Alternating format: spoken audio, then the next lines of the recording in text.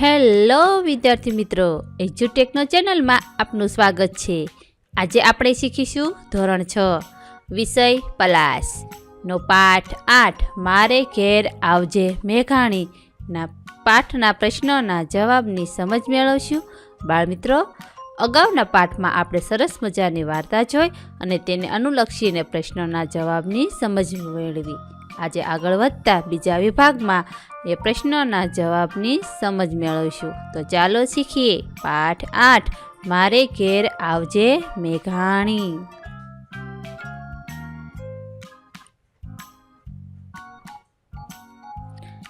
પ્રવૃત્તિ ક્રમ 2.4 3ના જૂથમાં કામ કરો. વાક્યો વાંચો. લીટી દોરેલા શબ્દનો અર્થ શું થશે ધારો. કૌંસમાંથી તે શબ્દ શોધો અને તેની નીચે લીટી દોરો. તમારા જવાબોની વર્ગમાં ચર્ચા કરી ચકાસણી કરો. અહીં કેટલાક વાક્યો આપેલા છે. એ વાક્યોમાંના લીટી દોરેલા શબ્દનો અર્થ ધારવાનો છે. ત્યારબાદ કૌંસમાંથી તે શબ્દ શોધીને તેની નીચે લીટી કરવાની છે. આગળ નીકળી ગયેલા મિત્રને અમે ઊભા રહેવા કહ્યું, પણ તેણે સાંભળ્યું નહીં. પછી મેં તેને બુલંદ અવાજે ઊભા રહેવા કહ્યું, ત્યારે તે ઊભો રહ્યો. બુલંદ એટલે સામાન્ય અવાજે કે મોટા અવાજે કે ધીમે અવાજે? તો અવાજ આવશે મોટો અવાજ. આથી તેની નીચે લીટી કરીશું. ત્યારબાદ પ્રશ્ન 2. તે માણસ ધીમે ધીમે મોટો થતો ગયો. થોડી વારમાં તો તે વિકરાળ રાક્ષસ બની ગયો. કૌંસમાં આપ્યું છે ઊંચો, વિશેષ કે ભયાનક? તો વિકરાળ એટલે થશે ભયાનક. ત્યારબાદનો ત્રીજો પ્રશ્ન. ખમીરવંતો અભિમન્યુ એક પછી એક ચક્રવ્યૂહના કોઠા ભેદીને આગળ વધતો જતો હતો. કૌંસમાં હોશિયાર, ગુસ્સે ભરાયેલો કે જોશીલો? ખમીરવંતો એટલે જોશીલો. જેન્સીને ભણી ગણીને શિક્ષિકા બનવાની આકાંક્ષા હતી. આકાંક્ષા એટલે ખૂબ જરૂર કે તીવ્ર ઈચ્છા કે આવડત?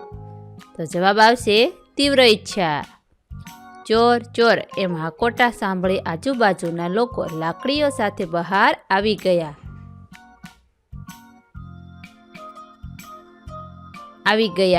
હાકોટા એટલે હાહાકાર કે પડઘા કે બૂમો?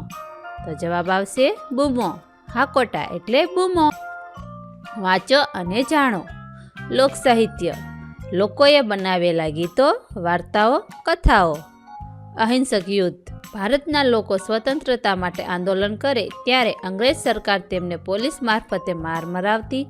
કેટલાક યુવાનો અંગ્રેજ સરકારના માણસોને ગોળી મારીને મારી નાખતા તો કેટલાક બોમ્બ ફોડતા. ગાંધીજીએ લોકોને સમજાવ્યું કે પોલીસનો માર ખાવો પણ સામે હુમલો કરવો નહીં. આમ ગાંધીજીએ અંગ્રેજ સરકાર સામે અહિંસક લડત આપી. 2.5 વાક્ય વાંચીને આપેલા શબ્દોનો અર્થ ધારો. તમને યોગ્ય લાગતા વિકલ્પ સામે ખરું કરો. અહીં વાક્યમાંથી શબ્દોનો અર્થ ધારવાનો છે અને તેના વિકલ્પોમાંથી સાચા જવાબ સામે ખરું કરવાનું છે. 1. પાનો ચઢાવવો એટલે શાબાશી આપવી કે પૌષ્ટિક ભોજન આપવું કે પ્રોત્સાહન આપવું? જવાબ આવશે પ્રોત્સાહન આપવું. વાક્ય છે રમતોત્સવ વખતે દોડનારના નામની બૂમો પાડીને બધા પોતપોતાના મિત્રોને પાનો ચઢાવે છે. સવાલ 2. જપ્ત કરવું એટલે લઈ લેવું કે બળજબરીથી લેવું કે લૂંટી લેવું? જવાબ આવશે બળજબરીથી લેવું. મગનભાઈએ ગાડી ખરીદવા બેંકમાંથી લોન લીધી. લોનના હપ્તા ન ભરતા બેંકે તેમની ગાડી જપ્ત કરી. સવાલ 3. કાનમાં ગૂંજવું એટલે મનમાં સંભળાવવું, ઘોંઘાટ થવો કે કાનમાં ગાવું? જવાબ આવશે મનમાં સંભળાવવું. હેતવીએ એટલું સરસ ગીત ગાયું કે તેના શબ્દો અને ધૂન હજી મારા કાનમાં ગૂંજે છે. 4. ખજાનો ખોલવો એટલે મોટો પટારો ખોલવો, વર્ષોથી બંધ ગુફા ખોલવી કે મૂલ્યવાન ભંડાર ખોલવો? જવાબ આવશે મૂલ્યવાન ભંડાર ખોલવો. મારા દાદીને ઘણી બધી વાર્તાઓ આવડે. રોજ રાત્રે એમનો વાર્તાનો ખજાનો ખુલે અને એક પછી એક વાર્તાઓ બહાર આવતી જાય. 5. આંખમાં પાણી આવી જવું એટલે આંસુ નીકળી આવવા, આંખમાં જુસ્સો દેખાવો, ખૂબ હસવું? જવાબ આવશે સાચો આંસુ નીકળી આવવા. અભિમન્યુની વાર્તા વાંચી અમારી આંખમાં પાણી આવી ગયું. 2.6 ટૂંકમાં જવાબ આપો. પ્રશ્નના જવાબની સમજ મેળવીએ. સવાલ 1. મેઘાણીને કયા કયા ઉપનામ મળ્યા હતા?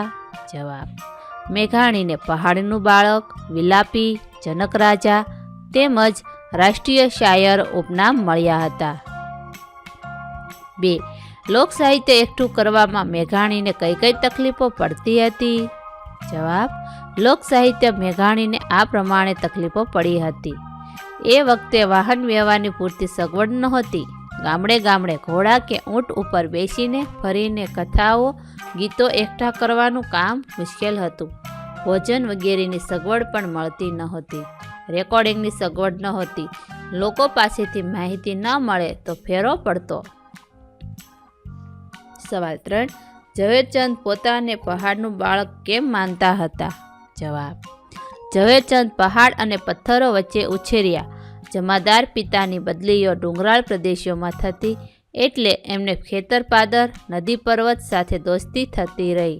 પહાડ ભેદતી નદીઓ, એના ઊંડા ધરા ને એ ડુંગરની બખોલો તેમના બાળપણના સંગી હતા. તેથી ઝવેરચંદ પોતાને પહાડનું બાળક માનતા હતા. સવાલ 4. ઝવેરચંદ વેકેશનમાં લાખાપાદર શા માટે પહોંચી જતા?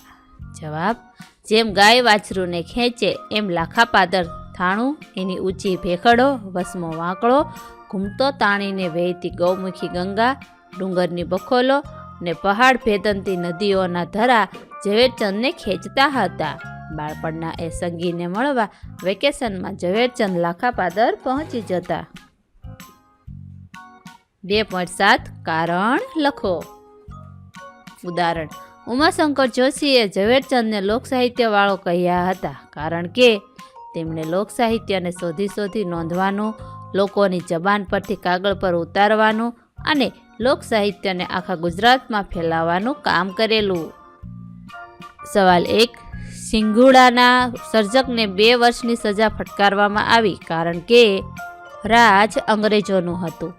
એમની સામેના સત્યાગ્રહ આંદોલનના ભાગરૂપે સિંઘુડાના શૌર્ય જગાડનારા કાવ્યોએ અને એના સર્જકે લોકોમાં અહિંસક યુદ્ધની આગ ઊભી કરી. એ વધુ ન ફેલાય એ માટે અંગ્રેજ સરકારે રાજદ્રોહના આરોપસર સિંઘુડાના સર્જકને 2 વર્ષની સજા ફટકારવામાં આવી. કારણ 2. ઝવેરચંદનો કાવ્ય રચવાનો શોખ વધતો જતો હતો કારણ કે ઝવેરચંદને ગાવા વગડાવવાનો શોખ હતો. બગસરાની મિડલ સ્કૂલમાં એ પ્રાર્થના ગવડાવે. તે જૈનોની પાઠશાળામાં સ્તવનો ગાય. જૈન ધર્મગુરુ પાસે એક શેઠ આવેલા. મેઘાણીએ એક પદ્ય રચના કરીને વિદ્યાર્થી સંઘે તે ગાય. બસ ત્યારથી ઝવેરચંદનો કાવ્ય રચનાનો શોખ વધતો ગયો. કારણ 3. ઝવેરચંદના મિત્રોએ તેમને વિલાપી નામ આપ્યું કારણ કે ઝવેરચંદ અમરેલીની હાઈસ્કૂલમાં ભણતા હતા ત્યારે એને કલાપીના કાવ્યોનો પરિચય થયો. કલાપીના કાવ્યો ઝવેરચંદ એટલી દર્દભરી રીતે ગાતા કે મિત્રોએ એમને વિલાપી નામ આપ્યું ને એમણે પણ વિલાપી ઉપનામ સ્વીકારી લીધું. 4. કોલેજમાં ઝવેરચંદ તરફ સૌનું ધ્યાન ખેંચાતું કારણ કે કોલેજમાં બેઠી તળીનું શરીર, ભીનો વાન અને ભિન્ન પોશાક ટચાક જેવી મોટી ઊંડું ઊંડું નિહાળતી કોઈક ગંભીર વિચાર કરતી આંખો, ગુછળિયાળ બાળ અને મર્દાનગી ભરી ચાલથી ઝવેરચંદ તરફ સૌનું ધ્યાન ખેંચાતું હતું. 5. મેઘાણી બારોટ, ચારણ, ગૃહિણીઓ પાસે લોક સાહિત્ય માટે જતા કારણ કે મેઘાણી બારોટ, ચારણ, ગૃહિણીઓ પાસે લોક સાહિત્ય માટે જતા કારણ કે કોલકાતાથી પાછા આવ્યા પછી અડાળા દરબારે સોરઠી બહારવટિયા અને સંતોની વાતો કહી. આથી લોક સાહિત્યને એકઠું કરવામાં મેઘાણીને પોતાનું જીવન કાર્ય દેખાયું. 2.8.1 મેઘાણીએ કઈ રીતે લોક સાહિત્ય એકઠું કર્યું? ઘટનાક્રમ યોગ્ય રીતે ગોઠવો. અહીં ઘટનાક્રમ આપેલા છે, આડાઅવળા છે. તેની સામેના ખાનામાં ક્રમ લખીને વ્યવસ્થિત રીતે ગોઠવવાના છે. તો સૌપ્રથમ આવશે સૌરાષ્ટ્રના ગામડે ગામડે ફરે. ત્યારબાદ 2 કોઈ વ્યક્તિએ ખાસ કામ કર્યું હોય તો તેની વાતો લોકો પાસેથી જાણે. 3. કોઈ વિસ્તાર કે વ્યક્તિને કોઈ ખાસ પ્રકારનું ગીત આવડે છે કે કેમ તે શોધે. 4. જેને ગીત યાદ હોય તે બોલે અને મેઘાણી તે લખે. 5. લોકો વાત કરે તે નોંધી લે. 6. ઘરે પહોંચીને લખાણ સરખું કરે, લોકોને ગમે તે રીતે સુધારા કરે. 7. સાંભળેલી વાત પરથી વાર્તા બનાવે. અને 8. આવા ગીત અને વાર્તાઓ ભેગા થાય એટલે તેની ચોપડી છપાવે.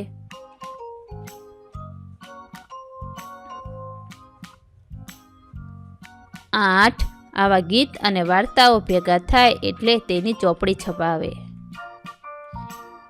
2.8.2 અત્યારે લોકસાહિત્ય ભેગું કરવું હોય તો કઈ રીતે ભેગું થાય? ઓછામાં ઓછા 3 પગલાં લખો. બાળમિત્રો, અહીં તમે તમારી રીતે જવાબ લખી શકો છો. હું અહીંયા મારા મત પ્રમાણે લખું છું કે અત્યારે લોકસાહિત્ય ભેગું કરવું હોય તો કઈ રીતે થાય. 1. લોકસાહિત્યમાં લોકપ્રજા કેન્દ્રમાં છે. હવે ધ્વનિ મુદ્રિત કરીને એ સાહિત્ય એકઠું કરી શકાય.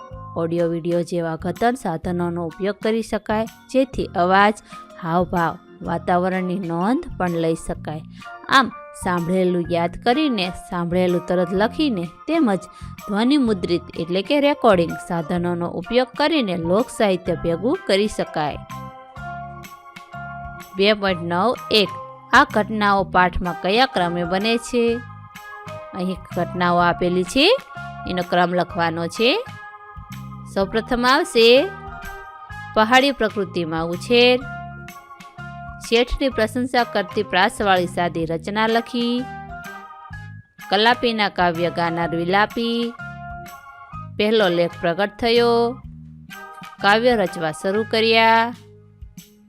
લોકકથાઓ, લોકગીતો એકઠા કર્યા અને લોક સાહિત્યકાર કહેવાયા. 2.9.2 મેટ્રિકમાં પસાર થતા થી લઈને જનક રાજા નામ પડી ગયું આ ફકરો વાંચો. તેના આધારે બાકીની વિગતો ઉદાહરણ મુજબ લખો. વર્ણનની વિગત: ઝવેરચંદ મેઘાણી અને તમને પ્રભાવવાળી લાગતા સ્ત્રી કે પુરુષ. વર્ણનની વિગત છે: પહેરવેશ બેંગ્લોરી ઘાટની ટોપી, શારીરિક દેખાવ ભીનોવાન, સ્વભાવ શરમાળ, આપેલું નામ વિલાપી. પાઠના આધારે ઉમેદવાર લાયક વિગતો નીચેના ખાનામાં ઉમેરો. વિશેષતા: લોકસાહિત્યવાળા. પહેરવેશ લાંબો સફેદ કોટ, પાની સુધી પહોંચતું ધોતિયું, બેંગ્લોરી ઘાટની ટોપી, બગસરાનો છોગું રાખી બાંધેલો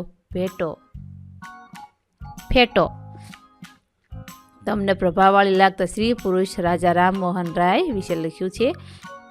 લાંબો કોટ, લાંબા વાળ, ઉપર ગોળ બાંધેલી પાઘડી. હવે ઝવેરચંદ મેઘાણીનો શારીરિક દેખાવ: બેઠી દડીનું શરીર, ઊંડું ઊંડું નિહાળતી કોઈ ગંભીર વિચાર કરતી આંખો, પૂંછડિયાળા વાળ, મર્દાનગી ભરી ચાલવાની છટા અને ભીનો વાન. રાજા રામમોહન રાયનો શારીરિક દેખાવ: ગંભીર છતાં તેજસ્વી આંખો, સારી એવી ઊંચાઈ, રૂઆબદાર વ્યક્તિત્વ. ઝવેરચંદ મેઘાણીનો સ્વભાવ: શરમાળ, ઓછું બોલનાર. રાજા રામમોહન રાયનો સ્વભાવ: સત્યનિષ્ઠ, માનવતાવાદી સ્વભાવ. ઝવેરચંદ મેઘાણીને આપેલું નામ વિલાપી જનક રાજા. રાજા રામમોહન રાયને આપેલું નામ સુધારક રાજા. ઝવેરચંદ મેઘાણીની વિશેષતા: ઓછા બોલા, શરમાળ, પહાડનું બાળક, લોકસાહિત્યવાળા. રાજા રામમોહન રાયની વિશેષતા: સતી પ્રથા નાબૂદી, બ્રહ્મ સમાજ સ્થાપક, અસ્પૃશ્યતા નાબૂદી. 2.9.3 ઝવેરચંદ મેઘાણીનું પાત્રાલેખન 100 શબ્દોમાં કરો. સમૂહમાં ચર્ચા થયા પછી તમારા લખાણને 10માંથી ગુણ આપો. ઝવેરચંદ મેઘાણીનો જન્મ 28 ઓગસ્ટ 1896ના રોજ ચોટીલામાં થયો હતો. એમના પિતાનું નામ કાળીદાસ હતું ને માતાનું નામ ધોળીબાઈ હતું. પિતા પોલીસ જમાદાર હતા. એમની નોકરીને કારણે અનેક ગામોમાં બદલીઓ થતી રહી. મોટાભાગની બદલીઓ ડુંગરાળ પ્રદેશોના ગામોમાં થઈ. તેથી ઝવેરચંદનું બાળપણ પહાડી પ્રદેશમાં વીત્યું. પોતે પહાડનું બાળક તરીકે ઓળખાવવામાં ગૌરવ લેતા. 12 વર્ષની કિશોર અવસ્થાએ જ કાવ્ય લખ્યું હતું. ભાવનગર કોલેજમાં પ્રવેશ લીધો. પોશાક અને દેખાવને લીધે સૌનું ધ્યાન ખેંચાયું. લાંબો સફેદ કોટ, પાની સુધી પહોંચતું ધોતિયું, બગસરાનો છોગું રાખી બાંધેલો ફેટો, બેંગ્લોરી ઘાટની ટોપી, પગમાં સ્લીપર, બેઠી દડીનું શરીર, ભીનો વાન, ઊંડું ઊંડું નિહાળતી કોઈ ગંભીર વિચાર કરતી આંખો, ગુછળિયાળા વાળ અને મર્દાનગી ભરી ચાલવાની આકર્ષક છટા. કોલકાતા ગયેલા ત્યાર બંગાળી ભાષા શીખીને બંગાળી સાહિત્યનો પરિચય કર્યો. રવિન્દ્રનાથ ટાગોરની કવિતાની અસર થવાથી તેમણે પણ કાવ્ય રચના કરવાની શરૂઆત કરી. કોલકાતાથી પાછા આવ્યા. લોક સાહિત્ય એકઠું કરવામાં પોતાનું જીવન કાર્ય દેખાયું. દુષ્કર કામ જીવન નિષ્ઠાથી કર્યું. ઢેલી બહેન, ચારણ કન્યા, હીરબાઈના પ્રસંગો પ્રેરણાદાયી છે. એ સિવાય જટો હલકારો, કાનિયો ઝાપડો ને આપા સાદુળ, જોગીદાસ ખુમાણ, આપો રતો, દાના ભગત,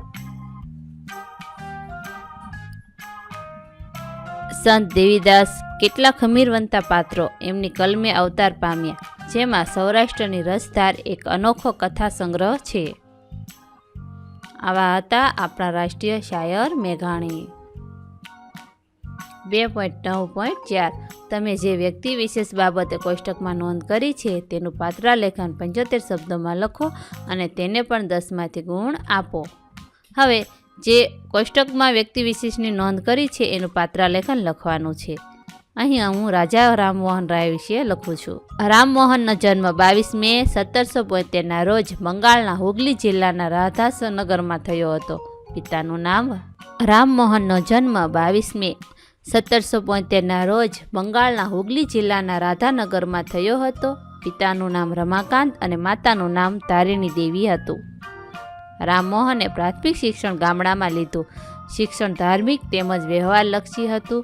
વ્યવહારિક શિક્ષણમાં પ્રાથમિક ગણિત તેમજ બંગાળી અને સંસ્કૃત ભાષાઓનું જ્ઞાન મેળવ્યું.